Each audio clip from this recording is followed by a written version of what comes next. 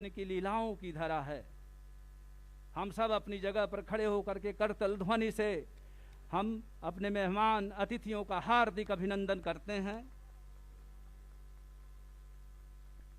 सुल्तानपुर पश्चिम बिहार की इस धरा पर आने पर इस इलाके के वरिष्ठ नागरिकों से अनुरोध है कि आज के मेहमान खुसूसी आदरणीय श्री भूपेंद्र यादव जी, आदरणीय मुख्यमंत्री श्री मनोहर लाल जी, आदरणीय श्री कंवरपाल जी जो वन शिक्षा मंत्री भी हैं, मैं सबसे अनुरोध करूंगा कि जो हरियाणा की विरासत है, सबसे पहले मेहमान के सम्मान की विरासत कैप पहना करके यहाँ के वरिष्ठ नागरिक समाज मेहमान अतिथि का सम्मान करें। सुल्तानपुर और आसपास के नागरिक समाज के अभिवादन की इस परंपरा से आगे बढ़ते हुए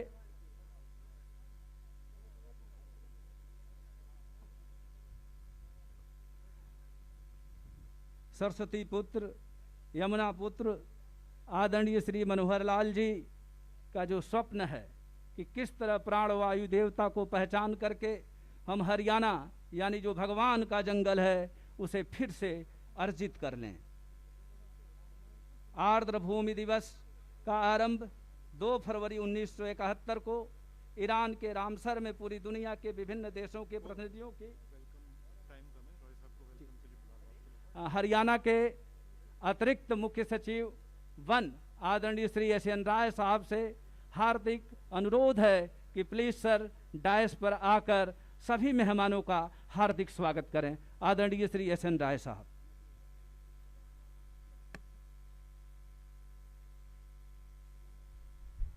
हरियाणा के माननीय मुख्यमंत्री श्री मनोहर लाल जी, केंद्रीय सरकार के जो वन एवं पर्यावरण मंत्री हैं, हमारे हरियाणा के वन मंत्री महोदय और जितने भी गणमान्य लोग इस स्टेज पे मौजूद हैं, मैं हरियाणा सरकार के वन विभाग एवं पूर्ण हरियाणा सरकार के तरफ से आप सबों का यहाँ पे बड़ा हार्दिक स्वागत करता हूँ।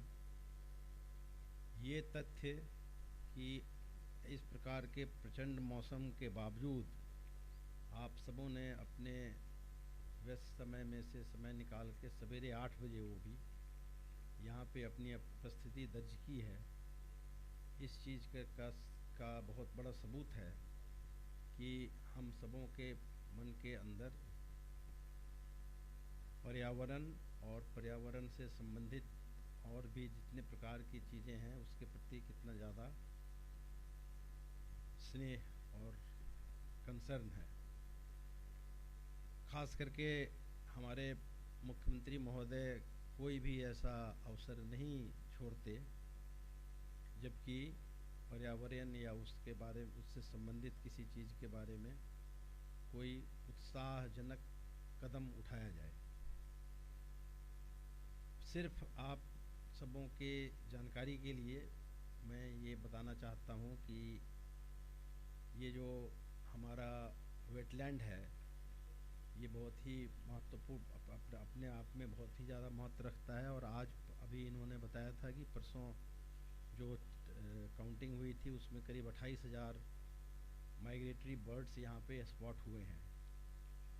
और इसके अतिरिक्त ये भी एक बहुत उत्साहजनक बात है कि पिछले साल वर्ल्ड जो ये वेटलैंड हेरिटेज में हरियाणा के दो वेटलैंड, एक सुल्तानपुर और एक बिंडावास, इन दोनों को स्थान प्राप्त हुआ है, जिसके कारण कि अब ये दोनों इस प्रकार के ये इतने इन शब्दों के साथ मैं ये चाहता हूँ कि यहाँ पे जितने भी लोग उपस्थित हैं वो भी आज जो यहाँ गणमान्य अतिथि आए हैं इनके बातों का पूर्ण लाभ उठाएं। और इस क्षेत्र में मैं सबसे पहले अपने मंत्री जी कंवरपाल जी को ही ये अनुरोध करता हूँ, क्योंकि वो हमारे वन विभाग के सबसे आला अधिकारी हैं, कि वो भी आके लोगों का स्वागत करें और अपना विचार व्यक्त करें।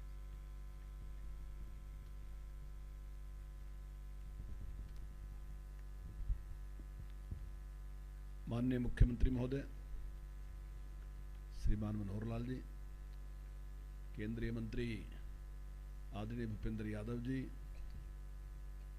केंद्रीय राज्य मंत्री आदरणीय अश्विनी चौबे जी, माननीय विधायक राजेश नागर जी, भाई धर्मपाल जी, SN राय जी हमारे ACS, और उपस्थित सभी अधिकारीगण, भाइयों बहनों, प्यारे बच्चों,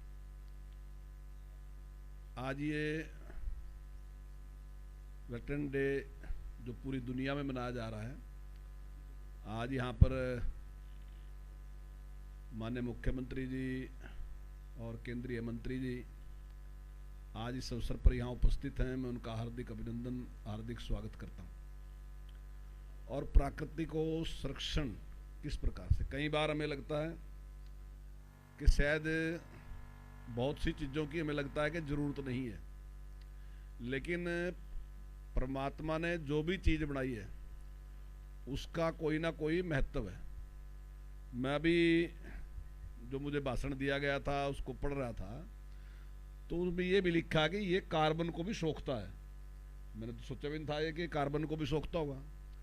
और फ्लड को रोकने में भी बहुत बड़ी भूमिका है इसकी, क्योंकि ये एक ऐसा पानी है अगर यहाँ आ जाएगा तो वो नीचे भी चला जाएगा और नीचे से वो ऊपर भी आ जाता है, तो उसमें बहुत बड़ी भूमिका इसकी है। और जो बहुत से जीव हैं जो यहाँ पर ही पाए जाते हैं। जब मैं आया तो मैंने जिस प्रकार से पेड़ टूटे पड़े हैं, तो आपको भी कई बार लगता होगा कि फालतू की बात है, सरकार ध्यान नहीं देती है। तो मैंने इस पे ही प्रश्न किया कि भाई ये तो सारे जिस प्रकार से उखड़े पड़े हैं, आप इनको इकट्ठे क्यों नहीं करवाते या बेचते क्यों नहीं? तो उन्होंने कहा कि यही इसी प्रकार से पड़े रहेंगे और इनमें से कुछ जीव पैदा होंगे जो इनके खाने के काम आएंगे। मैं इस पे भी विचार कर रहा था कि ये कम गहरा है तो इसको गहरा करना चाहिए। आप में बहुत लोग सोचते होंगे कि भाई सरकार थोड़ा पैसा दे के इसको और गहरा करा दे तो पानी ठीक रहेगा। तो उन्होंने मुझे बताया कि अगर ये ज़्यादा गहरा कर देंगे तो जो पक्षी आएंगे तो उनको अपना भोजन ग्रहण करने में बड़ी बारीकी मुश्किल होगी, वो कहाँ बैठ के या किस प्रकार से उसको कर सकते हैं। तो ऐसी बहुत सी बातें हैं। और मैं अभी एक विचार कर रहा था, अभी जो हमारा गाइड था जो उसने हमें बताया कि जो पक्षी यहाँ से उड़ के जाते हैं और हजारों किलोमीटर की उड़ान भरते हैं वो लोग पक्षी, लेकिन वही जिस प्रकार की उड़ान उनके दिमाग में उसको ही वो अपने बच्चों को दे के जाते हैं कि किस प्रकार से आपने भी इसी रास्ते से जाना, वो रास्ता उनके दिमाग में फीड कर देते हैं। तो जब पक्षी हजारों साल से एक बात को फीड करते रहे, तो हम मनुष्य फीड नहीं कर रहे। हमने बहुत कुछ बदल दिया, जो प्रकृति ने हमें दिया था, जो हमारे बुजुर्ग कर रहे थे, आज हम उसका पालन हम कर नहीं रहे, जिसकी वजह से बहुत सी समस्याएं देश और समाज के सामने आने लग रही। हम कई बार सोचते हैं जैसे हम पेस्टिसाइड का इस्तेमाल करते हैं दूसरा और सारा कुछ करते हैं। अभी 4-5 साल पहले एक सफ़ेद मक्खी आई थी और सफ़ेद मक्खी ने जो नरमा थी वो नष्ट कर दी। हरियाणा सरकार ने मुआवजे के तौर पे 1100 करोड़ रुपए किसानों को दिए। और मैं समझता हूँ जो नुकसान है किसानों का, वो जो मेरा अनुमान है कि वो लगभग 3-4 हज़ार करोड़ का 4 हज़ार करोड़ का होगा। हमने 1100 दिए तो 3 गुना तो होगा ही। और वैसे ही नुकसान राजस्थान में भी हुआ, वैसे ही नुकसान पंजाब में भी हुआ। लेकिन बाद में जब उस पर रिसर्च हुई और उन्होंने कहा कि जो एक स्पेशल कोई एक चिड़िया थी, जो चिड़िया जो थी वो सफ़ेद मक्खी को खाती थी, वो हमने सारे पेस्टिसाइड डाले लेकिन मक्खी खत्म नहीं हुई, हम उसको रोक नहीं सके। लेकिन वो चिड़िया थी जिसका आहार वही था, लेकिन पेस्टिसाइड की वजह से वो चिड़िया आहिस्ता आहिस्ता खत्म होगी। और हमें वो चिड़िया का खत्म होना 1100 करोड़ तो सरकार को पड़ गया, और अगर किसानों को भी लगाया और सरकार को भी लगाया तो 4000 करोड़ तो हरियाणा को ही पड़ गया नुकसान वो। तो ऐसे अगर इस प्रकार से जीव जो हैं उनका सबका एक बहुत बड़ा महत्व है, और अगर हम उसकी तरफ ध्यान देंगे और ये जो दिवस मनाए जाते हैं तो मैं समझता हूँ इसी के लिए है कि जागरूक किया जाए। अभी जिस प्रकार से हमें दिखाया गया और बच्चों को यहाँ दिखाया जाता है कि किस प्रकार की किस पक्षी की आवाज़ है, किस प्रकार से कौन सा पक्षी कितनी दूर उड़ के जाता है। और कई बार हमें हैरानी होती किस प्रकार की सोच। अभी हमें जो जानकारी दी बैया के बारे में, उन्हें कहा कि बैया जब अपना घोंसला बनाता है तो मादा उसको देखने आती है, और मादा ने अगर पास कर दिया तो ठीक है घोंसला, नहीं तो घोंसला बीच में रह जाएगा। क्योंकि आपने कई बार देखे भी होंगे कि ऐसे घोंसले हैं। यहाँ एक पक्षी ऐसा है सारस, अगर उस जोड़े में से एक की डेथ हो जाएगी तो दूसरा वहीं प्राण त्याग देगा। मतलब 1 दिन 2 दिन 3 दिन कुछ नहीं खाएगा, वहीं वो रहेगा और प्राण त्याग देगा। अभी हमारा गिद्ध के बारे में एक सेंटर है पिंजौर में, तो मैं वहाँ गया, उन्होंने मुझे बताया कि गिद्ध जो है, नर जो गिद्ध है, वो टहनी तोड़ के मादा को ऑफर करता है, और अगर मादा ने वो टहनी ले ली तो वो जोड़ा बन जाता है और वो फिर सारी उम्र वो जोड़ा रहता है।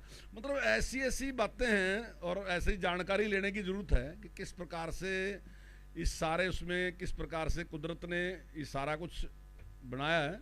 तो अगर हम उसके बारे में जानेंगे तो मैं समझता हूँ जितना हम उसके बारे में जानकारी लेंगे तो हमारी रुचि भी बढ़ेगी, हमारा ज्ञान भी बढ़ेगा किस प्रकार से प्रकृति ने किया। तो इसका संरक्षण करना हमारी सबकी जिम्मेदारी है। माननीय मुख्यमंत्री जी आज इस अवसर पे हमारे मार्गदर्शन के लिए और हमारा हौसला बढ़ाने के लिए आए।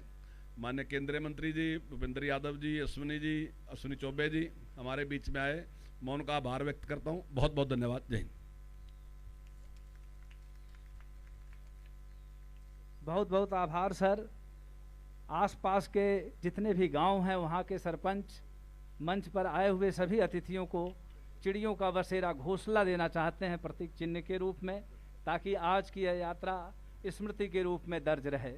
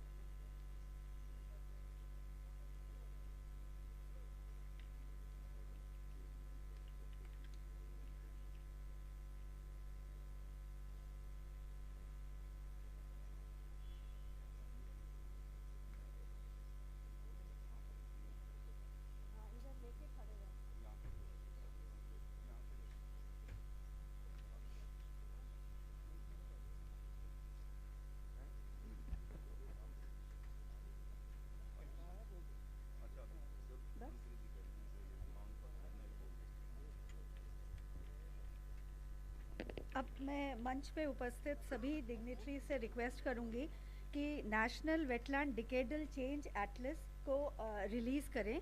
ये एटलस जो है स्पेस एप्लीकेशन सेंटर अहमदाबाद ने बनाया है और ये पिछले 10 सालों में देश के वेटलैंड्स में जो चेंज हुआ है उसको दर्शाता है। पहला एटलस 2011 में बना था और आज 2021 में 10 सालों में जो वेटलैंड्स में चेंज आया है ये एटलस उसे दर्शाता है। स्पेस एप्लीकेशन सेंटर से बना हुआ ये एटलस आज हम रिलीज़ कर रहे हैं। रिलीज़ के बाद इस एटलस की जितनी चीज़ें हैं वो आप wetlands of India portal indianwetlands.in और मंत्रालय के पोर्टल में देख सकेंगे।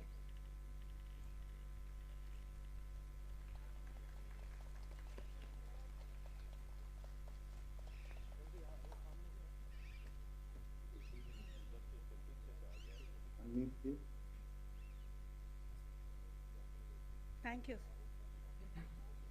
अब मैं रिक्वेस्ट करूंगी director space application centre Ahmedabad distinguished scientist Shri NM Desai जो कि अहमदाबाद से हमसे जुड़े हैं, वो वर्चुअली कुछ एटलस के बारे में कहें।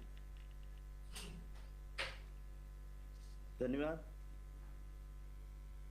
मंच पर आसीन माननीय अतिथिगण और महानुभावों का अंतरिक्ष उपयोग केंद्र भारतीय अंतरिक्ष अनुसंधान संगठन इसरो की ओर से आप सब महानुभावों का स्वागत है। माननीय श्री भूपेंद्र यादव जी, श्री मनोहर लाल खट्टर जी, श्री अश्विनी कुमार चौबे जी, श्री कंवरपाल जी और उपस्थित अन्य सचिवगण और मंजू गुप्ता जी, आप सबको इस विश्व आर्द्रभूमि दिवस वर्ल्ड वेटलैंड डे पे आप सबको हार्दिक बधाइयाँ और आप सबका इस समारोह में स्वागत है। इस समारोह एवं इस space based observation of Indian wetlands जो अंतरिक्ष के माध्यम से हमने ये आर्द्रभूमि नमभूमि का जो संशोधन किया है, उसका जो एटलस तैयार किया है, उसमें शामिल होने का और इस संशोधन में शामिल होने का हमको बहुत ही गर्व है और ये हमको मौका देने के लिए आप सबको काफ़ी धन्यवाद। इस संशोधन से भारतीय अंतरिक्ष उपयोग केंद्र और भारतीय अंतरिक्ष अनुसंधान संगठन ने ये संशोधित करके, जैसा कि मंजू जी ने बताया कि ये संस्करण हमने पहले 2006-07 के सर्वे के बाद 2011 में निकाला था और अब 10 साल बाद जो उसमें अपडेट्स आए हैं, उसमें जो परिवर्तन आए हैं, उसको उजागर करते हुए ये संस्करण निकाला है 1:50,000 स्केल पे। तो हमारे जो भी नम भूमियाँ हैं और इससे जो संशोधन निकल के बाहर आए हैं, उससे भारत की स्थिति के बारे में विश्व को हम जानकारी दे पाएंगे। और इसमें एक जो महत्वपूर्ण जो उसका संशोधन निकला है कि हमारा जो वेटलैंड है 4.18% बढ़ा है, जबकि कई बार दुष्प्रचार होता है कि हमारा वेटलैंड घटा है, भारत के कारण पर्यावरण को नुकसान हो रहा है, तो ये सही स्थिति नहीं है। तो इन सब संशोधनों के माध्यम से हम विश्व को और हमारे देशवासियों को सही स्थिति के बारे में बता पाएंगे। और ये जो संशोधन के जो तात्पर्य है एवं उसके जो डेटाबेस है, वो हमारी वेबसाइट, इसरो की वेबसाइट एवं वेदास वेबसाइट पे कुछ ही समय में उपलब्ध किए जाएंगे। और जैसा कि मैडम ने बताया, ministry of environment and forest and climate change की वेबसाइट पे भी ये उपलब्ध रहेंगे। और हम हाल ही में, जैसा कि आपको पता होगा, हमारे सम्मानीय प्रधानमंत्री जी नरेंद्र मोदी साहब ने COP26 जो पर्यावरण का कॉन्फ्रेंस हुआ था, उसमें भी हमारे इसरो के संशोधनों को उजागर किया था। थैंक यू, इसके लिए आभारी है। थैंक यू देसाई साहब, ये मौका देने पे thank you very much. Thank you so much Desai साहब। अब हम इंडिया में आज के तारीख में 47 रामसर साइट्स हैं। तो हम लोगों को खुशी हो रही है कि आज इस नेटवर्क में 2 साइट्स और हम ऐड करने जा रहे हैं, जिसमें से पहली है गुजरात में खिजाड़िया वाइल्ड लाइफ सैंक्चुरी। मैं अनुरोध करूंगी गुजरात से रेजिडेंट कमिश्नर जो आज हमारे पास इसका डॉक्यूमेंट जो आया हुआ है रामसर से, इसको ग्रहण करें।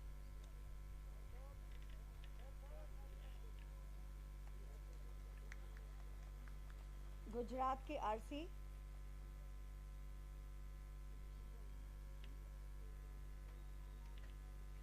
दूसरी रामसर साइट जो है वो है Bakhira wild life sanctuary UP से। मैं अनुरोध करूंगी यूपी से आए हुए chief conservator of forest mister Naresh Kumar जानू से कि वो ये डॉक्यूमेंट एक्सेप्ट करें। इसके बाद भारत में 49 रामसर साइट्स हो गई हैं और ये साउथ एशिया में सबसे बड़ा नंबर है। अब मैं रिक्वेस्ट करूंगी डिग्निटरीज से कि ये जो नई रामसर साइट्स डिक्लेयर हुई हैं, इनके ब्रोशर रिलीज कर दें। इसमें एक खिजाड़िया का ब्रोशर है, एक बखीरा का ब्रोशर है। गवर्नमेंट ऑफ इंडिया ने जो इनिशिएटिव्स लिए हैं वेटलैंड में, और हरियाणा की जो 2 रामसर साइट्स हैं सुल्तानपुर और भिंडावास, इन दोनों के ब्रोशर्स इसके अंदर हैं।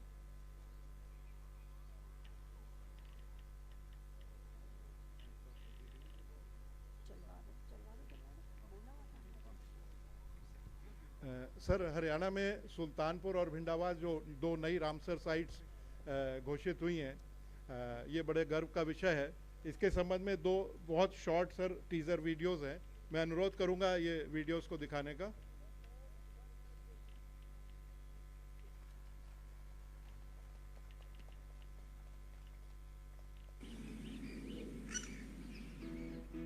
ये फुल स्क्रीन कर दीजिए।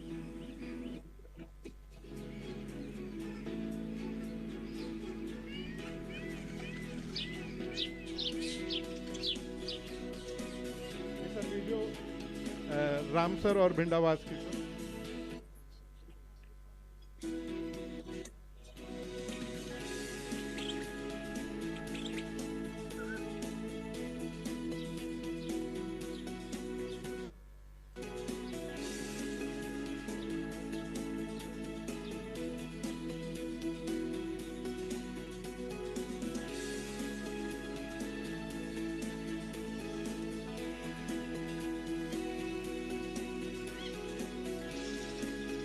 आगे सर भिंडावास है सर, इससे पहले अभी तक सुल्तानपुर का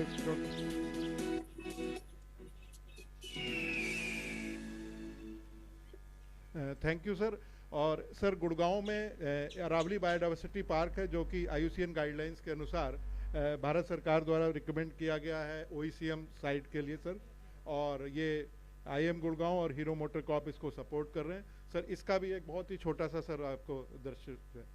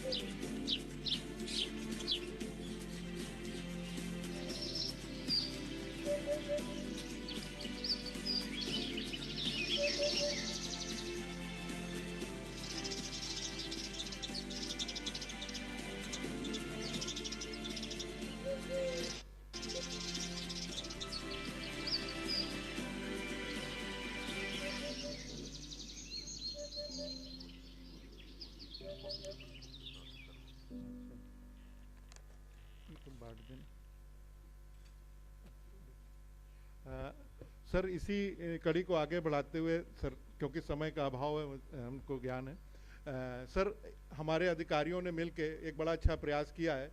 तो जो बर्ड्स की हम बात करते हैं सर, उसके संबंध में कॉफ़ी टेबल बुक भी बनाई है, और ये सर काफ़ी कम समय में बनाई है। तो इसका सर आप लोगों से सर अवलोकन कराना चाहेंगे। और साथ ही सर ये OECM साइट का भी ब्रोशर है, जो कि अरावली बायोडाइवर्सिटी पार्क के संबंध में।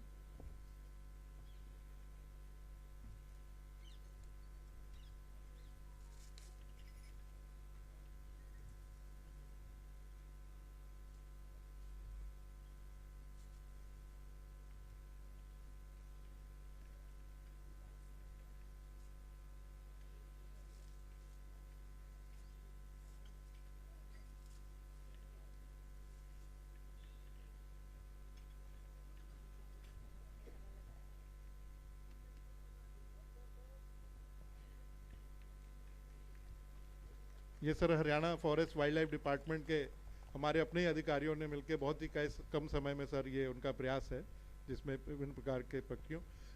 साथ ही सर ये वेटलैंड डे के उपलक्ष्य में हम लोगों ने ministry environment forest climate change wetland international south Asia के साथ सहयोग से एक वेबिनार सीरीज़ का भी आयोजन किया, जो कि 24 जनवरी से सर प्रारंभ हुई थी। 5 एपिसोड वेबिनार सीरीज़ है, और उसमें सर राष्ट्रीय इवन सर अंतर्राष्ट्रीय स्तर के भी जो वेटलैंड से संबंधित विशेषज्ञ हैं उन लोगों ने पार्टिसिपेट किया है। और ये सर वेबिनार सीरीज़ में काफ़ी अच्छा सर इसमें डिस्कशन हुआ है। तो इसकी जो फाइंडिंग्स और रिकमेंडेशंस होंगी वो सर हम आप लोग को सर प्रस्तुत करेंगे सर। Thank you sir. मंत्री जी की आग्रह पर सुल्तानपुर के सरपंच कुछ मांग पत्र रखना चाहते हैं। अभिनंदन और स्वागत और लोकार्पण की इस परंपरा को आगे बढ़ाते हुए रामधारी सिंह दिनकर की धरती से आए आदरणीय श्री अश्विनी चौबे जी, जब आप संसद में बोलते हैं तो पूरा देश सुनता है। आप पंडित दीनदयाल उपाध्याय के अंतिम के उदय की परिकल्पना हैं। आदरणीय श्री अश्विनी चौबे सर।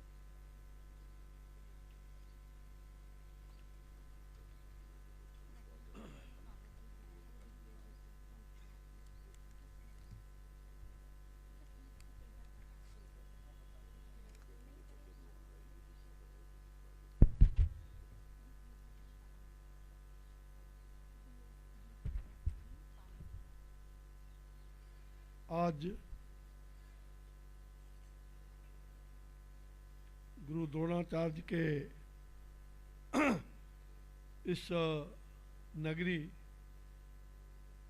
गुरुग्राम सुल्तानपुर में आए हुए हमारे सम्मानित हरियाणा प्रदेश के माननीय मुख्यमंत्री श्री मनोहर लाल जी, हमारे माननीय वन पर्यावरण मंत्री आदरणीय श्री भूपेंद्र यादव जी, साथ ही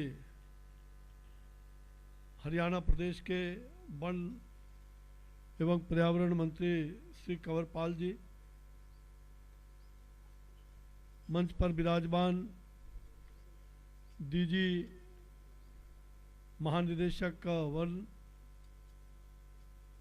श्री गोयल जी, श्री यादव जी, श्री राय जी और सभी वरिष्ठ पदाधिकारीगण, उपस्थित देवियों एवं सज्जनों, पत्रकार मित्रों, हमारे सभी स्कूल से आए हुए छात्र छात्राएं, आज बड़ा ही शुभ दिन है। हम जानते हैं कि पूरे विश्व का आज आर्द्र भूमि दिवस, वेटलैंड डे के रूप में हम मनाते हैं। पूरी दुनिया में ये कार्यक्रम हो रहा है और आप यह जानते हैं कि भारत विविधताओं का देश है। यहाँ भाषाई, वेशभूषा या मौसम की विविधता ही नहीं, अपितु जैव विविधता एवं भूमि विविधता भी साथ है। चाहे वह सामान्य भूमि हो या नम भूमि हो, पहाड़ी हो या ब्रह्मपुत्र की बाढ़ की भूमि हो, जितनी भी नम भूमि है सर्वत्र विविधता ही विविधता है। भूमि कोई भी हो, उसकी उपयोगिता कम नहीं होती। इसलिए हमारे पुरातन संस्कृति में इसका बहुत ही महत्व है। हमारे यहाँ संस्कृत में कहा गया है, अमंत्रं अक्षरं नास्ति, नास्ति मूलं औषधि, अयोग्यः पुरुषः नास्ति योजकः तत्र दुर्लभः। यानी कोई भी अक्षर ऐसा नहीं होता है जिससे कोई मंत्र न शुरू होता हो, कोई ऐसा मूल नहीं है जिससे कोई औषधि ना बनती हो, और कोई भी व्यक्ति अयोग्य नहीं होता, केवल उसका संयोजन करने वाला वही दुर्लभ है। और यही बात कहीं न कहीं भूमि पर भी लागू होता है, और भूमि को हम रत्न गर्भा भी कहते हैं। मुझे मालूम है, मैं मणिपुर गया था कुछ दिन पहले, तो मणिपुर में जो नम भूमि की, उसको लोकटक झील के रूप में जानते हैं, बहुत ही मनोरम है, और उसको इमा इमा कह करके लोग पुकारते हैं। इमा जिसका अर्थ माता होता है। उसी प्रकार से आपके सिक्किम में जो नम भूमि है, उसकी झील को खोचो पलरी कहा गया है, यानी जो मनोकामना को पूरा करता है। इस प्रकार की बात हमारे वन, पर्यावरण और तमाम ऐसे क्षेत्रों में जो वेटलैंड है, उसके प्रति हमारी सदियों से जो धारणा है। आजकल एक नारा प्रचलन में है, कैच देम यंग। इसका अभिप्राय है कि प्रारंभिक काल में ही लोगों को शिक्षित करना, प्रशिक्षित करना, और इसी के ध्यान में रखते हुए हमारे राष्ट्रीय वन अकादमी देहरादून ने प्रशिक्षणार्थियों को उनके पाठ्यक्रम में भूमि का एक मॉड्यूल शामिल किया है। जहाँ तक 2017 में हमारे मंत्रालय ने नम भूमि नियमावली में संशोधन करके और इसे अधिक प्रभावी बनाया, और सभी राज्यों में राज्य नम भूमि प्राधिकरण, स्टेट वेटलैंड अथॉरिटी या बोर्ड, इसका भी गठन किया है। आप जानते हैं कि पृथ्वी पर सिर्फ हमारा नहीं बल्कि करोड़ों प्रजातियों का अधिकार है। नदियाँ, झील, समुद्र, जंगल, पहाड़ों और तमाम ऐसे पाए जाने वाले पक्षियों, सभी जीव जंतुओं जो समृद्ध जैव विविधता है उसका वास है। आर्द्र भूमि जो जलीय एवं स्थलीय जैव विविधताओं का एक मिलन स्थल है। अभी मैंने यहाँ देखा, बहुत ही मनोरम है। विदेशों से यहाँ पक्षियाँ आती हैं और पता चला कि शायद अभी तक 28,000 यहाँ बर्ड्स जो हैं इस प्रकार का लोगों ने सर्वे किया है। मानव जाति को सबसे बड़ा खतरा जलवायु परिवर्तन में के कारण, और इसलिए जैव विविधता का संरक्षण ये हमारे जीवन के लिए बहुत ही आवश्यक है। वर्ष 2017 में इसके संरक्षण और संवर्धन के लिए वेटलैंड संरक्षण एवं प्रबंधन नियम एक वैधानिक ढांचा भी तैयार हुआ था। वर्ष 71 में ईरान के एक रामसर शहर में कैस्पियन सागर के तट पर आर्द्र भूमि पर एक समझौता हुआ था, कन्वेंशन ऑन वेटलैंड, और उसमें ये सारी रामसर भूमि उसके बाद रामसर वेटलैंड के रूप में जाने जा रहे हैं। जैसा कि बताया गया कि अभी तक इस वेटलैंड में 47 हुए थे और अभी आदरणीय अपने मुख्यमंत्री जी और हमारे यशस्वी पर्यावरण मंत्री जी ने मुख्य रूप से 2 और भी घोषित किया, तो ये 49 है और आगे और भी बढ़ते जाएंगे। हम जानते हैं कि इस वेटलैंड से अनेकों लाभ है। जल को प्रदूषण से मुक्ति करना, भूमि को आंशिक या पूर्ण रूप से जल भराव के कारण जो आर्द्रता होता है उसको विकसित करना, बायोलॉजिकल सुपर मार्केट में, क्योंकि यह विस्तृत भोज्य जल जिसको फूड वेब का निर्माण करता है और ये जीवों में खाद्य व्यवहारों को उसका प्रतिनिधित्व भी करता है। इसे किडनी ऑफ द लैंडस्केप भी कहते हैं, या ना भूदृश्य का गुर्दा। जैसे किडनी शरीर के तमाम ऐसे अवयव को शुद्ध करता है, उसी प्रकार से यह जल से प्रदूषणकारी तत्वों को भी निकालता है और इसलिए इसको किडनी ऑफ द लैंडस्केप कहा जाता है। जलीय चक्र स्रोतों को स्वच्छ रखता है और साथ साथ वेटलैंड में जो जीव जंतु हैं, जो पादपों हैं, जो कीटाणु इत्यादि हैं, उन सब को उपयोगी वनस्पतियों एवं औषधीय पौधों का उत्पाद भी करता है। जहाँ तक वेटलैंड के पास के लोगों की आजीविका भी इससे चलती है और हम चाहेंगे कि सुल्तानपुर का वेटलैंड बहुत ही मनोरम है। दिल्ली के पास में हरियाणा सरकार के द्वारा इसको काफ़ी अच्छे ढंग से विकसित किया जा रहा है और निश्चित रूप में इसके अगल बगल में और भी अच्छे इको पार्क, इको विलेज इसका निर्माण हो ताकि लोग रात में भी आके रहें और सुबह इस वेटलैंड का दर्शन करें, तो अच्छा होगा। माननीय मुख्यमंत्री जी इसके बारे में ज़रूर सोच रहे होंगे और मुझे लगता है कि इस वेटलैंड से जो बाढ़ इत्यादि आता है उससे भी मुझे लगता है कि उससे भी जो जल का संसाधन उसको भी बचाने का, रक्षा करने का काम करता रहा है। तो आज के इस अवसर पर मैं आप सबको अपनी बातों को यही बात करते हुए और अंत में मैं प्रकृति के उस जो पुराणों में उद्धृत है, हमारे यहाँ जीव जंतु पशु पौधे सभी को हमने प्यार से और प्रेम से उनको अपनाते रहे हैं। प्रकृति और पर्यावरण का संतुलन बहुत ही आवश्यक है। प्रकृति रक्षिति रक्षिता, प्रकृति की रक्षा करते हैं तो प्रकृति भी आपकी रक्षा करेगी।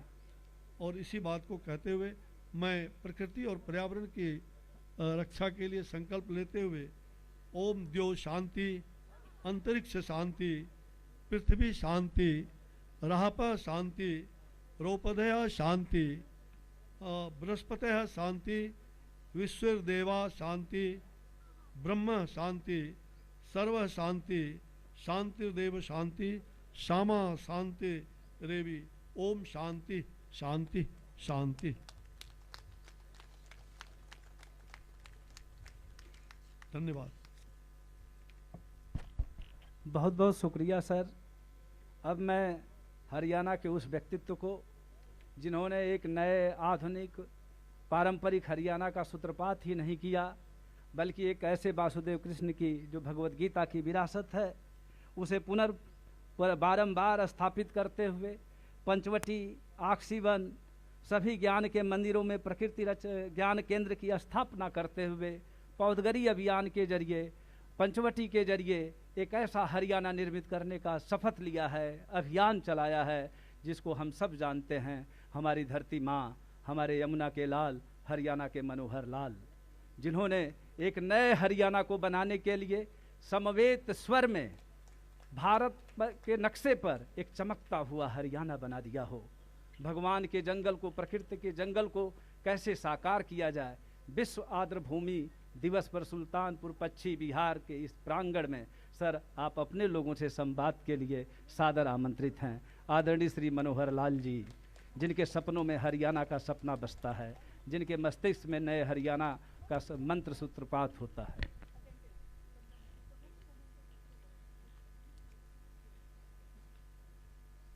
आज अंतर्राष्ट्रीय वेटलैंड दिवस,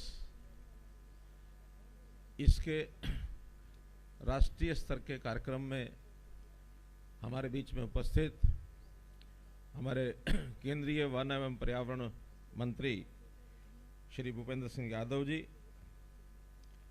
केंद्रीय राज्य मंत्री श्री अश्विनी चौबे जी, हमारे अपने हरियाणा प्रदेश के वन एवं पर्यावरण मंत्री श्री कंवरपाल जी, फॉरेस्ट कॉरपोरेशन हरियाणा के हमारे चेयरमैन श्री धर्मपाल गोंदर जी,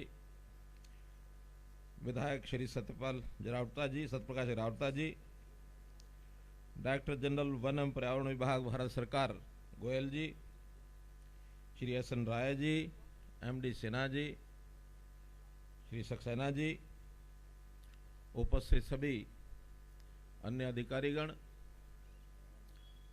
वन प्रेमी बंधुओं, भाइयों बहनों, पत्रकार व छायाकार मित्रों, जैसा बताया कि आज ये एक ऐसा दिवस है, केवल दिवस ही नहीं है, केवल हम एक समारोह ही नहीं कर रहे, बल्कि आज एक विशेष प्रकार के संकल्प लेने का दिवस है। क्योंकि प्रकृति के गोद में जब हम देखते हैं हम सबका निवास है, केवल मनुष्यों का निवास ऐसा नहीं है, बल्कि हमारे इर्द गिर्द वन्य प्राणी, जीव जंतु, वृक्ष आदि कितना ही ऐसा प्रकृति का स्रोत है जिनको समन्वय करके हम यदि चलेंगे तो हमारा जीवन सुखी होगा। पृथ्वी पर हम समझे कि हम अकेले रहते हैं, ऐसा नहीं है, बल्कि हमारे इर्द गिर्द हमेशा हमारा सहयोग करने वाले वन्य प्राणी भी रहते हैं। ये पृथ्वी हम सबकी है, केवल हमारी नहीं है। इसलिए आज के दिन ये जो वेटलैंड दिवस है, इसके पीछे की जो भूमिका बताई गई है कि पृथ्वी और ये पानी, ये दोनों हमारे लिए उपयोगी हैं, तो दोनों का संरक्षण करना, दोनों का समन्वय बैठाना, दोनों का तालमेल बैठाना, ये बहुत आवश्यक है। इसलिए पानी के इस महत्व को, और खास करके जहां ये वेटलैंड्स हैं, वहां वन्य प्राणी जो देश और दुनिया से हमारे आते हैं, ऐसा बताया गया है कि हरियाणा में जैसा 2 वेटलैंड्स का जिक्र हुआ है, सुल्तानपुर लेक और भिंडावास लेक, इसमें हजारों पक्षी ये दूसरे प्रदेशों से आते हैं, दूसरे देशों से आते हैं रादर। यहाँ आज ही मैंने जो जानकारी ली तो सुल्तानपुर में 100 से अधिक प्रजातियां, लगभग 50,000 पक्षी ये हर वर्ष यहाँ पहुँचते हैं। वैसे तो अब ये जो अवसर है, यहाँ से इनके वापस जाने का जो अवसर है, आज भी हमने भ्रमण करके देखा, और जो एक यहाँ प्रदर्शनी दिखाई गई है उसके अंदर हमारे वन मंत्री कंवरपाल जी ने बहुत सी चर्चाएं की हैं, बहुत आकर्षक ऐसी कहानियां ये हमको ध्यान में आती हैं। इसी प्रकार का हमारा जो दूसरा वेटलैंड है भिंडावास, वहां भी लगभग 80 से अधिक प्रजातियां और वहां 100 से अधिक निवासी प्रजातियां भी हैं जो हमारे यहाँ हरियाणा में स्थानीय तौर पर पाई जाती हैं। वहां भी लगभग 40,000 पक्षी ये हर वर्ष आते हैं। तो एक बहुत बड़ा ये एक जिसको कहना चाहिए एक उद्यम है जो राष्ट्रीय उद्यान की इस परंपरा में देखने को मिलता है। यहाँ पर पर्यटन के नाते भी बहुत से पर्यटक देश भर से वो आते हैं। हमने विचार किया है, आज ही ध्यान में आया है कि हम क्यों नहीं उनके यहाँ पर निवास के नाते से कोई योजना बनाएं। पिछले दिनों में टिक्करताल का जो एक पर्यटन केंद्र इस प्रकार का जो बनाने की बात आई थी, वहां पर हमने एक होम स्टे पॉलिसी की चर्चा की। होम स्टे पॉलिसी बन गई है। उस होम स्टे पॉलिसी का उसका उपयोग करते हुए इन दोनों लेक्स के आसपास के गांव में इसको हम कोशिश करेंगे कि कुछ लोग इसके अंदर सहभागी बने, लोग बाहर से आए, उनके घरों में रहें और ग्रामीण क्षेत्र का जो एक सांस्कृतिक पहलू है उसका भी दर्शन करें और हरियाणा का जो ग्रामीण दर्शन है वो उनको करने को मिले। अब ये जो आर्द्रा यानी एक प्रकार का जो पानी का सारा प्रवाह है, कि हम जानते हैं कि एक प्राकृतिक चक्र इसका है, उस चक्र में हम पानी को उपयोग करते हैं और उस पानी को देखा जाए तो दूषित भी करते हैं। वो दूषित पानी जब इस प्रकार के वेटलैंड्स में इस प्रकार के स्थानों पर जाता है तो ये जो पक्षी हैं और ये जो इस प्रकार के जीव हैं ये उस पानी की सफाई भी करते हैं और सफाई करने के बाद उस पानी का रीयूज करने के लिए भी हमें उपलब्ध होता है। तो इस प्रकार इस प्राकृतिक चक्र के पूरा करने में इनका जो हमको एक जो लाभ मिलता है, इस लाभ को लेने के लिए आज हमारे लिए, जैसा मैंने कहा, एक संकल्प का दिन है कि हम संकल्प करें कि प्रकृति के साथ छेड़छाड़ नहीं करेंगे। प्रकृति हमारे लिए बहुत ही एक ऐसा विषय है जिसका संतुलन बना रहेगा तो हमारा जीवन शुद्ध सात्विक रहेगा, स्वस्थ रहेगा, लंबे जीवन की हम कल्पना कर सकते हैं। लेकिन इस पर चिंता थोड़ी करने की आवश्यकता है। इधर लोगों का ध्यान नहीं है। विकास के नाम पर कई बार हम इस प्रकृति के साथ खेलते भी हैं और इसको यानी विनाश की तरफ भी ले जाते हैं। तो आज मैं उन सब संस्थाओं का भी आभारी हूं जो संस्थाएं पर्यावरण के नाते से बहुत जोर से अपनी आवाज भी उठाते हैं और उसमें प्रकृति को बचाने के लिए अपनी भूमिका को निभाते हैं। अब ये काम मनुष्य को सबको करना चाहिए। प्राचीन काल के अंदर हम देखते हैं कि पशु पक्षियों का, वृक्षों का एक पूजा का भाव ये हमारे समाज में रहता था। आज हम यानी ध्यान करें, गंगा को माता कहते हैं, तुलसी को माता कहते हैं, पीपल की हम पूजा करते हैं। क्यों करते हैं? इसलिए करते हैं कि इनके बिना हमारा जीवन संभव नहीं है। हमने अपने यहाँ हरियाणा में पेड़ को केवल पेड़ नहीं कहा है, हमने उनको प्राणवायु देवता कहा है कि हमारी प्राणवायु के ऊपर यानी एक प्रकार का हमको उनका प्रदान करते हैं, ऑक्सीजन प्रदान करते हैं। और इस वर्ष जब ये ऑक्सीजन का संकट हमने देखा कोविड के दिनों में, तो ऑक्सीजन को किस प्रकार से मात्रा बढ़ाई जाए, वनों का प्रसार किया जाए, वन लगाया जाए। और हमने यहाँ तक भी किया कि इस वर्ष के लगने वाले वन, उनका नाम भी ऑक्सी वन रखा है कि जो वन लगेंगे उनका नाम ही ऑक्सी वन होगा। और जो बड़ी आयु के पेड़ हैं, 75 वर्ष की ऊपर के आयु, विशेष तौर पर जो कुछ प्रजातियां होती हैं, बड़ है, पीपल है, पिलखन है, तो ऐसे पेड़ 100-100 साल तक भी चलते हैं। हमने कहा कि जो 75 वर्ष से ऊपर की आयु का पेड़ हो जाएगा तो जो उसका संरक्षण कर रहा है, चाहे परिवार है, चाहे संस्था है, चाहे सार्वजनिक स्थान पर है, उनको 2500 रुपया साल की हम ये पेंशन भी देंगे। हरियाणा एक मात्र ऐसा प्रदेश है जिन्होंने पेड़ों की भी पेंशन बांधी है। तो इसलिए सतर्क रहने की आवश्यकता है। बहुत कई प्रकार की ऐसी कठिनाइयां हम देख रहे हैं।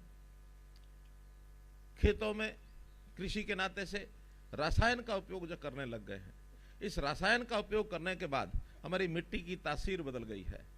ये जो उपजाऊ मिट्टी, हमको लगता तो है बहुत उपज हो रही है, ज़्यादा हो रही है, लेकिन ये उपजाऊ मिट्टी ये खराब भी हो रही है। इसकी जो परत है वो इतनी ठोस बनती जा रही है कि इसके अंदर जो जीव जंतु पैदा होते थे और जो जीव जंतु हमारी फसलों में उपयोगी होते थे, पानी को जमीन के अंदर जाने के लिए मिट्टी को पोरस रखते थे उस परत को, खास करके केचुआ। इस रसायन के कारण से केचुआ खत्म हो गया है, और जब केचुआ खत्म हुआ है तो बरसात का पानी जो रिचार्ज होता था जमीन के अंदर जाकर के, उसकी रिचार्जिंग समाप्त हो गई है। और रिचार्जिंग समाप्त होने के बाद बहुत सा हमारा एरिया, हरियाणा का लगभग 8 लाख एकड़ जमीन वो वाटर लॉगिंग के अंदर आ गई है। अर्थात वाटर लॉगिंग का मतलब ये नहीं कि जमीन का पानी ऊपर आ गया है, बल्कि ऊपर वाला पानी जो जमीन के अंदर जाना चाहिए वो जाना बंद हो गया है। तो इन चीजों पर भी हमको ध्यान रखना होगा। कल ही जो अपना बजट पेश किया गया है, मुझे बड़ा अच्छा लगा कि रसायन की बजाय प्राकृतिक खेती के ऊपर जो जोर दिया गया है। मैं धन्यवाद करता हूं देश के प्रधानमंत्री जी का, हमारे कृषि मंत्री और हमारे वित्त मंत्री, जिन्होंने ये योजना बनाई है कि रसायन का उपयोग कम करेंगे, शरीर स्वस्थ भी रहेगा, क्योंकि अन्न के अंदर जो उन रसायन के कारण से जो उसका यानी एक प्रकार का जो उसका स्वभाव है अन्न का बन गया, वो शरीर के अंदर बीमारियां पैदा करने वाला। तो ऐसे सब प्रकृति के नजदीक जाने का काम जो किया जा रहा है, केंद्र सरकार भी बहुत सी योजनाएं ला रही है, हमने हरियाणा में भी इसके ऊपर बहुत अपने प्रकल्प खड़े किए हैं। तालाब हमारे हरियाणा के अंदर बड़ी संख्या में है, लगभग 18,000 तालाब हैं। हम देखते हैं कि पहले तालाबों की खुदाई होती थी, खुदाई होने के बाद जो वहां सिल्टिंग थी, जो चिकनी मिट्टी जमती थी, उसको 1-1, 2-2 फुट निकाल देते थे। वर्षा के बाद वो पानी फिर से रिचार्जिंग होता था, तालाब कभी भी फुल ओवरफ्लो नहीं होते थे, पानी नीचे चला जाता था। आज हमारे सारे तालाब, लगभग 6,000 तालाब ऐसे हैं जो ओवरफ्लो होते हैं और गंदगी भरी पड़ी रहती है, उनका उपयोग नहीं होता, न पशुओं के लिए न मनुष्यों के लिए। उनकी खुदाई ठीक की जाए, उनकी व्यवस्था ठीक की जाए। हमने हरियाणा में एक पौंड अथॉरिटी बनाई है, और पौंड अथॉरिटी के माध्यम से अभी इस वर्ष 1900 तालाब लिए गए हैं। अगले वर्ष की योजना में 2,500 तालाब और ले रहे हैं, 4,500 तालाब इन 2 सालों में ले रहे हैं। धीरे धीरे सभी 6,000 तालाबों के अंदर इसकी जो गंदगी और इसका जो ओवरफ्लो का जो विषय है उसको समाप्त करेंगे, उसकी खुदाई करेंगे, ताकि रिचार्जिंग फिर से दोबारा हो सके। कहने को विषय बहुत हैं, लेकिन मित्रों, भाइयों, बहनों, मैं तो आज इस अवसर पर इतना ही कहूंगा कि हम सब संकल्प लें कि प्राकृतिक जो विषय हमारे इतने पुराने काल से चले आ रहे हैं, उनको हम उसी प्रकार से चलाएं, उसके अंदर व्यवधान न डालें, किसी प्रकार से विकास के नाम के ऊपर प्रकृति के साथ खिलवाड़ न करें। यदि हम करेंगे तो हमारा अपना जीवन, हमारे आने वाली पीढ़ियों का जीवन सुरक्षित होगा, स्वस्थ होगा। और यदि ये हम करते हैं तो मानवता के प्रति एक हमारा जो दायित्व है उसको हम पूरा करेंगे। बहुत बहुत धन्यवाद, बहुत बहुत आभार। बहुत बहुत शुक्रिया सर।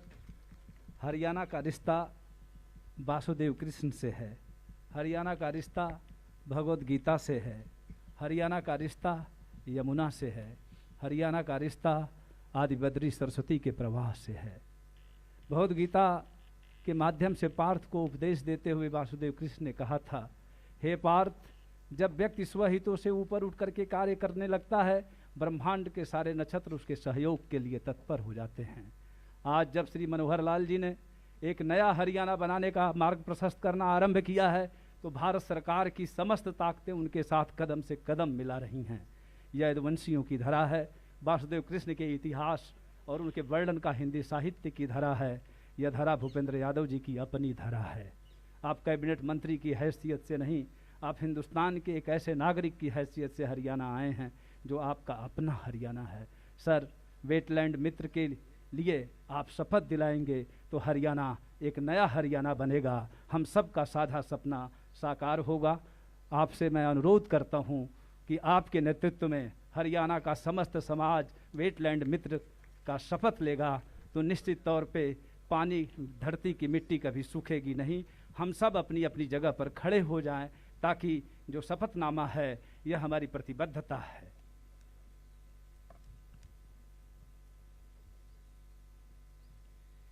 आज पूरी दुनिया का वेटलैंड डे है। दुनिया भर में जितनी भी वेटलैंड है उसको बचाने के लिए शपथ ली जा रही है। मेरे साथ ही शपथ लेंगे। हम अपने वेटलैंड को स्वस्थ रखने के लिए वेटलैंड मित्र के रूप में स्वेच्छा से काम करेंगे। वेटलैंड मित्र के रूप में स्वेच्छा से काम करेंगे। हम अपने वेटलैंड की रक्षा और संरक्षण के लिए हम अपने वेटलैंड की संरक्षण के लिए आवश्यक कदम उठाने और विभिन्न हितधारकों के साथ हाथ मिलाने का संकल्प लेते हैं। हम वेटलैंड को कचरे से मुक्त रखेंगे। हम वेटलैंड को कचरे से मुक्त रखेंगे। जागरूकता फैलाएंगे। दूसरों को इस प्रयास में शामिल होने के लिए प्रेरित करेंगे। हमें वेटलैंड मित्र होने पर गर्व है। धन्यवाद। आज के इस कार्यक्रम में हम सबके बीच में उपस्थित हरियाणा के हमारे यशस्वी मुख्यमंत्री आदरणीय मनोहर लाल जी, दिल्ली से मेरे साथ विशेष रूप से आए मेरे मंत्रिमंडल के साथी, बिहार के हमारे वरिष्ठ नेता सम्मान्य अश्विनी कुमार चौबे जी, हरियाणा सरकार के वन मंत्री सम्मान्य कंवरपाल जी, हमारे पटौदी के विधायक श्री सत्यप्रकाश जरावता जी, हरियाणा वन विकास निगम के चेयरमैन श्री धर्मपाल जी, भारतीय वन सेवा में वन महानिदेशक सम्मान्य सीपी गोयल जी, पूरे देश का जो नेशनल टाइगर कंजर्वेशन अथॉरिटी है उसके निदेशक और अतिरिक्त वन महानिदेशक श्री एसपी यादव जी, श्री एसएन राय जी, अतिरिक्त मुख्य सचिव हरियाणा, भारत सरकार के पर्यावरण विभाग की जॉइंट सेक्रेटरी श्रीमती मंजू पांडे जी, हरियाणा के मुख्य वन संरक्षक श्री जगदीश चंद जी, पर्यटन सचिव श्री एस.डी. सिन्हा जी, डॉक्टर विवेक सक्सेना जी, मीडिया के हमारे सभी मित्र और मेरे सामने उपस्थित प्रबुद्ध नागरिकों और प्यारे बच्चों, जैसा कि सबने बताया कि आज वेटलैंड डे है, लेकिन इस अवसर पर मैं विशेष रूप से हरियाणा के हमारे मुख्यमंत्री माननीय मनोहर लाल जी का देश के पर्यावरण विभाग की ओर से आभार व्यक्त करना चाहूँगा, क्योंकि मैंने आग्रह किया था उनसे कि आप अगर सुबह 8 बजे आए तो हम सबको अच्छा लगेगा, और उन्होंने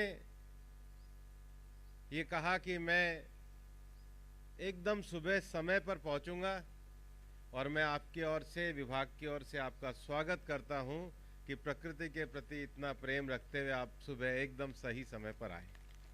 ना केवल आए, यहाँ पर आने के बाद पूरे स्थान का दौरा किया, और दौरा करने के बाद आपने एक विश्वास और संकल्प भी व्यक्त किया।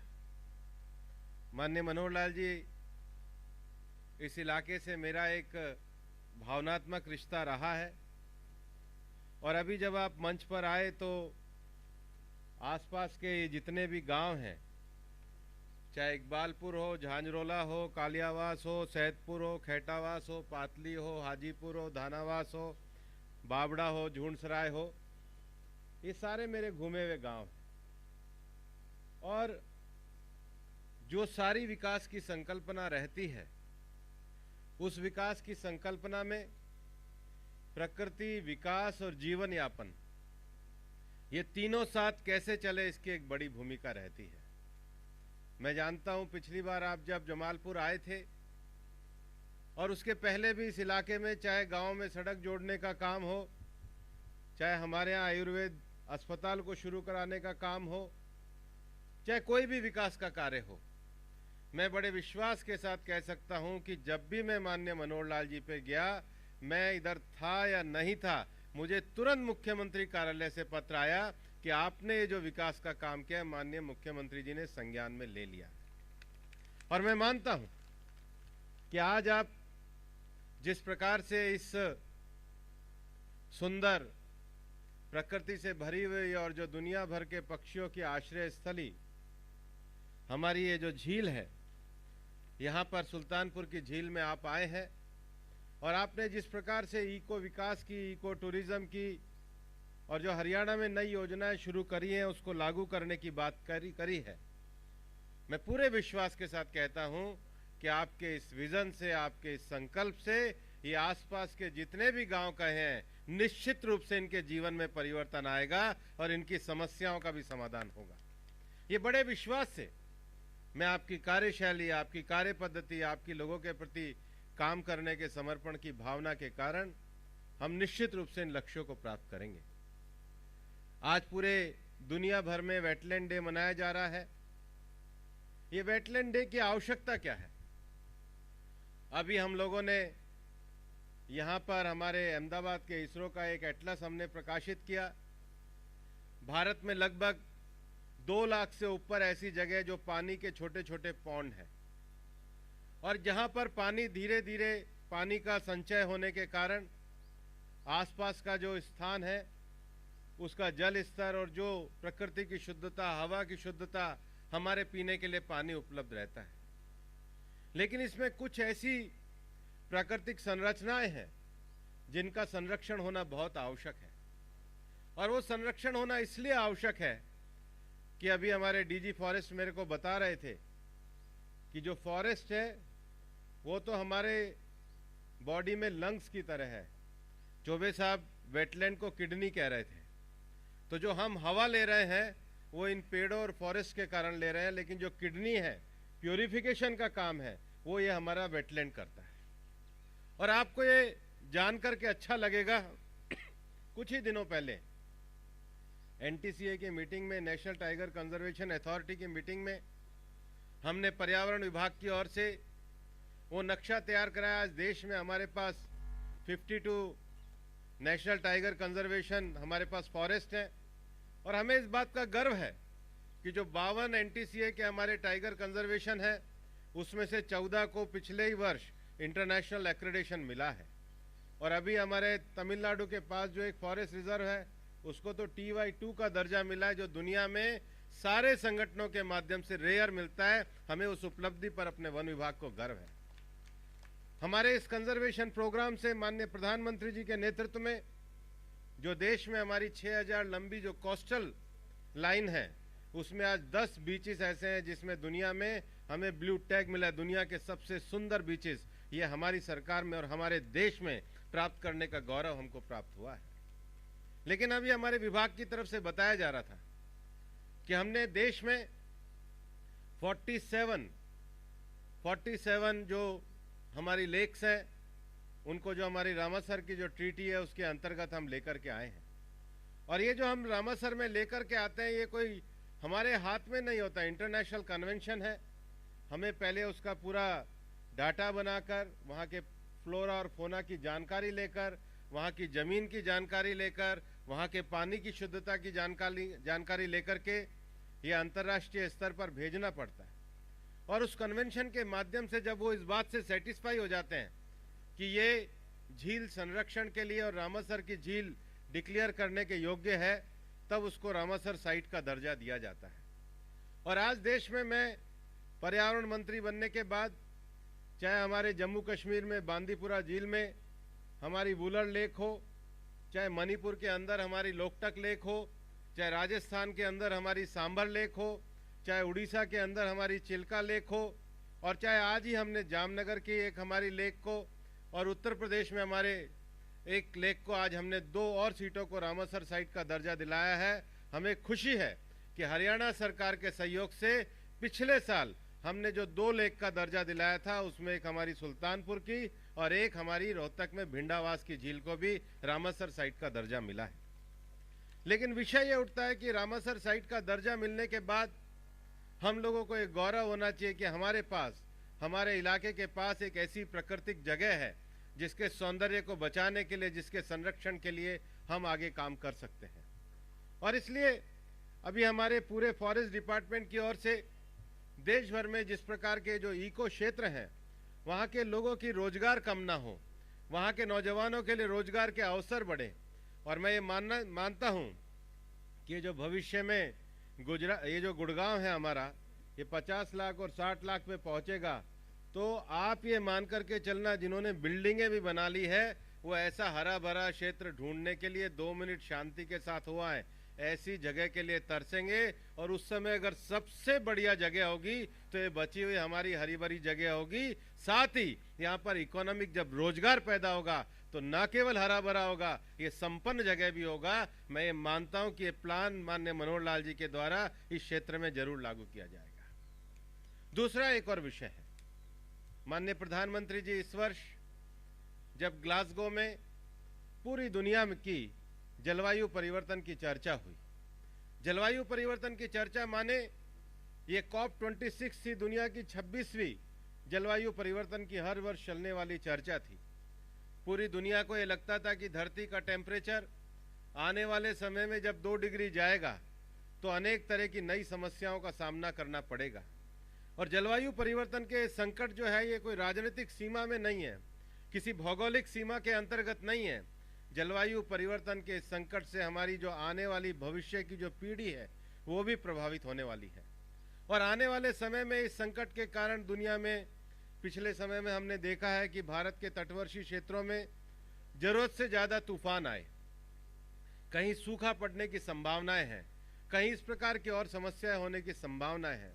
माननीय प्रधानमंत्री जी ने उस समय पूरी ग्लासगो में COP26 में एक मंत्र दिया था लाइफ का, life style, environment friendly life style. ये एनवायरमेंट फ्रेंडली लाइफ स्टाइल क्या हो सकती है? कल जब जो देश का बजट आया है और जो ग्रीन बजट आया है, उसने पूरी दुनिया को एक रास्ता बताया है कि भारत सरकार देश के आर्थिक विकास में भी ग्रीन क्लाइमेट एक्शन को महत्व देते हुए इस देश के विकास के लिए संकल्पबद्ध है।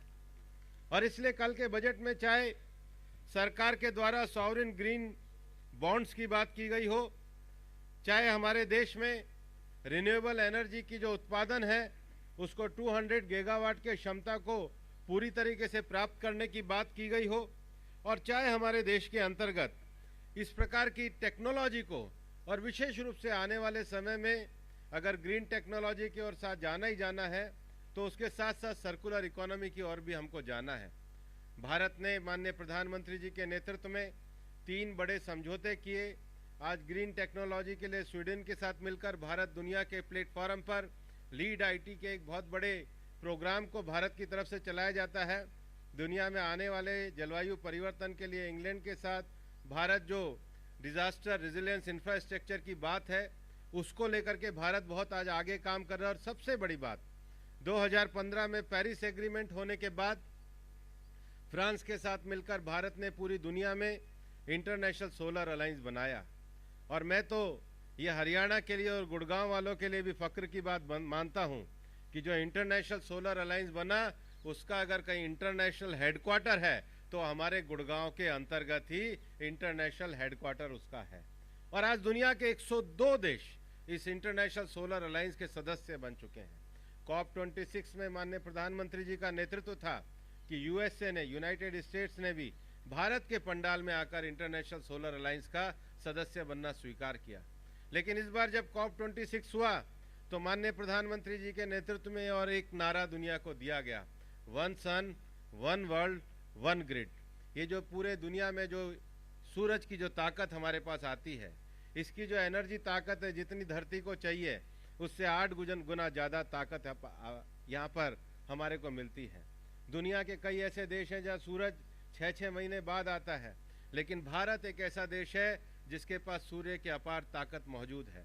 और इसलिए भारत सरकार रिन्यूएबल एनर्जी पे आज सौर ऊर्जा के क्षेत्र में न केवल काम कर रही है, बजट में माननीय प्रधानमंत्री जी के द्वारा इसका एक विशेष निर्देशन और इसका एक विशेष संकल्प और सरकार की कार्यनीति को भी व्यक्त किया गया है।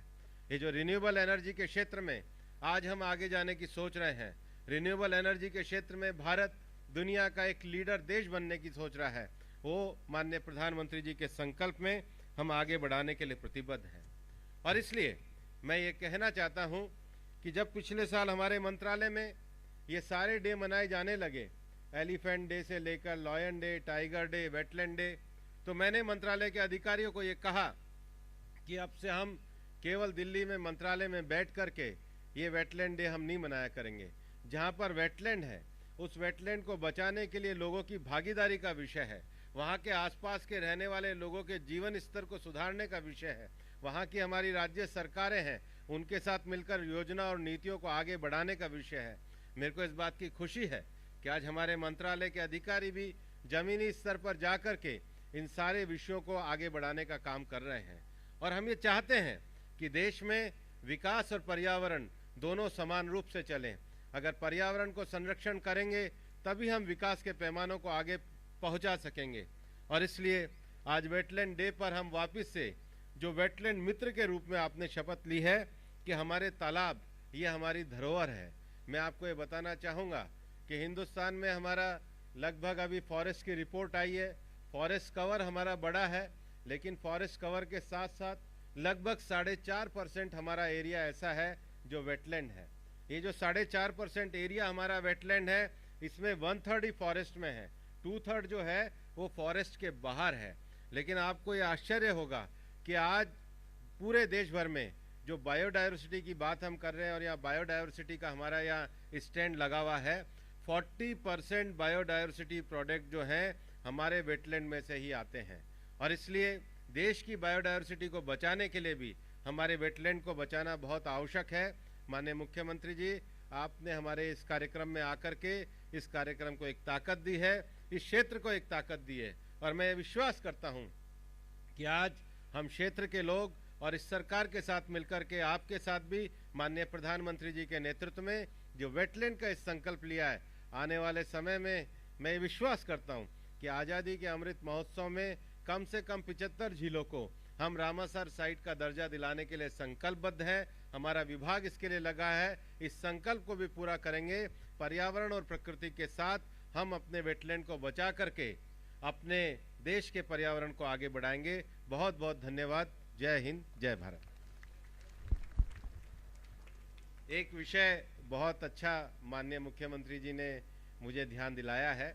वास्तव में तो मैं सोच रहा था माननीय मुख्यमंत्री जी ही उस विषय को कहेंगे।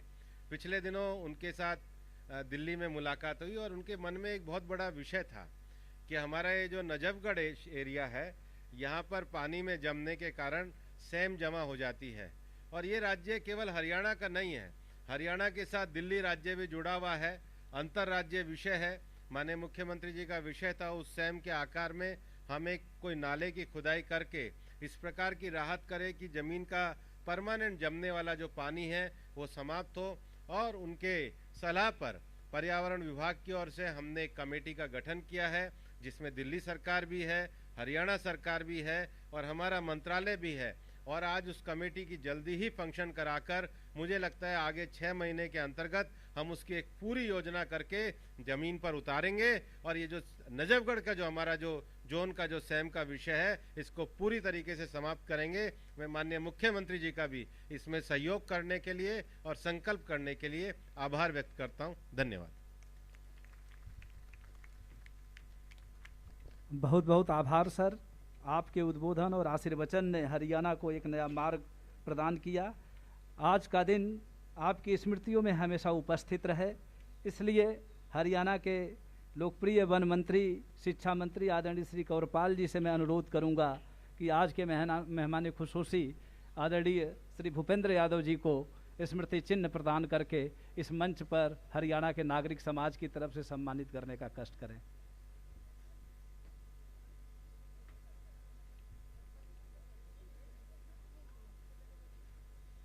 हम करतल ध्वनि से इस क्षण के साक्षी बन रहे हैं। वन मंत्री हरियाणा भारत के वन मंत्री को सम्मानित कर रहे हैं। साक्षी हैं मुख्यमंत्री हरियाणा श्री मनोहर लाल जी। मैं वन मंत्री जी से पुनः अनुरोध करूंगा कि आदरणीय मुख्यमंत्री श्री मनोहर लाल जी को अपने कर कमलों से स्मृति चिन्ह प्रदान करके सम्मान करने का कष्ट करें। आदरणीय अश्विनी चौबे सर को वन मंत्री हरियाणा आदरणीय श्री कंवरपाल जी। भारत सरकार के राज्य मंत्री आदरणीय श्री अश्विनी चौबे जी को हरियाणा के वन मंत्री जी अपने कर कमलों से सम्मानित करते हुए हरियाणा के एसीएस वन और पर्यावरण आदरणीय श्री SN राय सर से मैं अनुरोध करूंगा कि हरियाणा का यह प्रवाह सदा जारी रहे, ज्ञान के मंदिरों में अलख जलती रहे। आदरणीय कंवरपाल जी को आज के दिन स्मृति चिन्ह दे करके समस्त वन विभाग की तरफ से, वन विभाग के समस्त रैंक की तरफ से सम्मानित करते हुए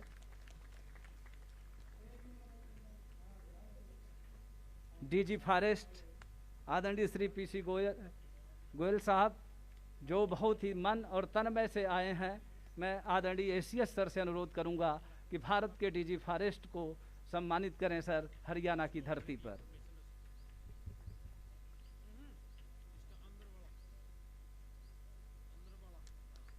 इस परंपरा को आगे बढ़ाते हुए एडिशनल डायरेक्टर जनरल आदरणीय श्री शिवपाल सर को ACS साहब से मैं पुनः अनुरोध करूंगा SN राय सर से कि आप एडिशनल DG को जगदीश चंद्र जी जो PCCF वाइल्ड लाइफ हैं, जगदीश चंद्र जी प्रधान मुख्य वन संरक्षक वन्य प्राणी अपने कर कमलों से सम्मानित करते हुए हरियाणा वन विकास निगम के चेयरमैन श्री धर्मपाल गोदर जी जो धरती के व्यक्ति हैं, वन विकास निगम के चेयरमैन हैं, उनका सम्मान करने के लिए मैं आदरणीय ACS सर से अनुरोध करूंगा SN राय साहब से कि आप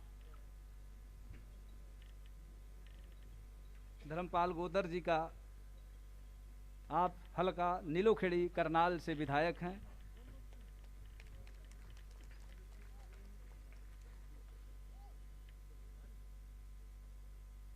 अब मैं जगदीश चंद्र जी से अनुरोध करूंगा कि आदरणीय श्री ACS साहब को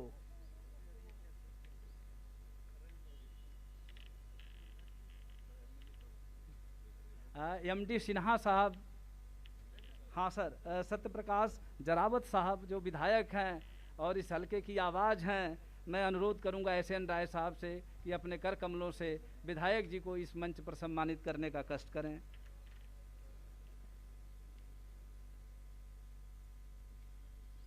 हम करतल ध्वनि से साक्षी बन रहे हैं इस समय का। हम सब करतल ध्वनि से अगर अभिनंदन करें तो ऐसे दिवस बार बार आते रहेंगे। संयुक्त सचिव भारत सरकार मंजू पांडे जी इस मंच पर उपस्थित हैं। मैं PCCF हरियाणा श्री जगदीश चंद्र जी से मैं अनुरोध करूंगा कि उनको स्मृति चिन्ह प्रदान करके सम्मानित करने का कष्ट करें, मंजू पांडे मैम को।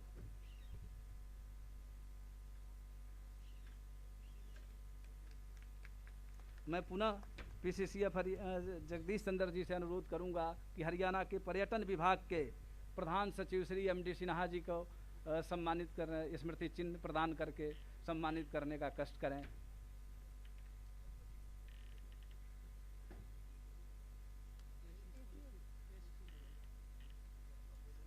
अब ACS साहब का सम्मान न हो, इस मंच के साथ न्याय नहीं होगा। मैं जगदीश चंद्र जी से अनुरोध करता हूं कि मुख्यमंत्री जी के उपस्थिति में यह वन विभाग लगातार यमुना के जल प्रवाह की तरह प्रवाहित होता रहे। आदरणीय SN राय सर को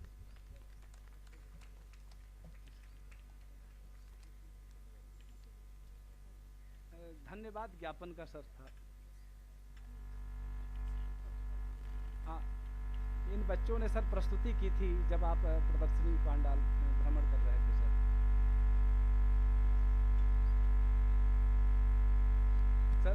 सुप्रभात भाइयों बहनों और बच्चों, आज का दिन शुभ दिन है। आज की घड़ी शुभ घड़ी है। आज की घड़ी, आज की बेला शुभ बेला है क्योंकि हमारे बीच महापुरुष उपस्थित हुए। मैं अपने केंद्रीय पर्यावरण मंत्री भूपेंद्र यादव जी का, यशस्वी मुख्यमंत्री आदरणीय मनोहर लाल जी का, चौबे जी आदरणीय राज्य के मंत्री भारत सरकार, हमारे वन मंत्री श्री कंवरपाल जी, उपस्थित महानुभाव, बच्चों, भाइयों, बहनों, पत्रकार, छायाचित्रों, आप इस कार्यक्रम में आए, हमारी शोभा बढ़ाई, आप सभी का बहुत बहुत धन्यवाद।